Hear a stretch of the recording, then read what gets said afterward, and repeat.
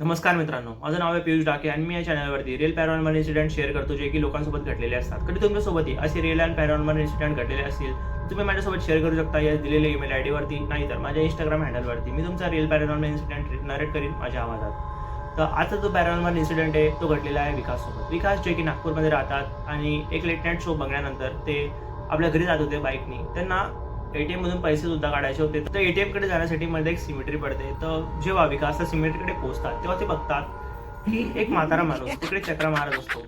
विकास यांना प्रश्न पडतो की काय माहिती यांना रिक्षा भेटत नसेल म्हणून हे इकडे असे उभे असतील. मी यांची मदत करून देतो, यांना जिथे जायचं असेल तिथे सोडून देतो. विकास त्या म्हाताऱ्याकडे जाता, बाईक थांबवता आणि त्यांना विचारता, तुम्हाला कुठे जायचं आहे का? तेव्हा ते म्हातारे माणूस वेगळ्या टोनमध्ये बोलतात, पण विकासला तेव्हा काही कळत नाही.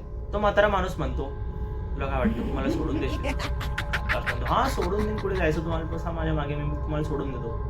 तो म्हातारा माणूस त्यांच्या मागे बसून जातो आणि म्हणतो, जेव्हा मी सांगेन तेव्हा थांबून जातो. आणि विकास यांना पण वाटलं ठीक आहे, पुढचा जो रस्ता आहे तो एटीएम पर्यंत सरळ सरळच आहे. तर मला एटीएम मधून पैसे काढायचे.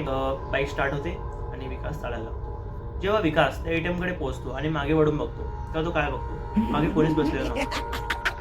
हाच विचारात पडतो. विकास तेव्हा विचार करत नव्हता की काही पॅरानॉर्मल असेल वगैरे. विकास परत आपली बाईक घुमवतो आणि त्या रस्त्याने आला होता त्याच रस्त्याने परत बघायला लागतो की जे म्हातारे माणूस होते ते कुठे पडले तर नाही. तो परत बघून आला, पण कुठेही कोणी पडलेलं नव्हतं, म्हातारा माणूस पडलेला नव्हता ते. तो जेव्हा विकास त्या एटीएम कडे वापस येऊन थांबला तेव्हा तो बघतो की त्याची जी बाईक आहे त्या बाईकवरती तो एकटाच बसलेला आहे, पण त्या बाईकवरती 2 माणसं जवळ झाले. तेव्हा त्याला खरी गोष्ट ती कळते.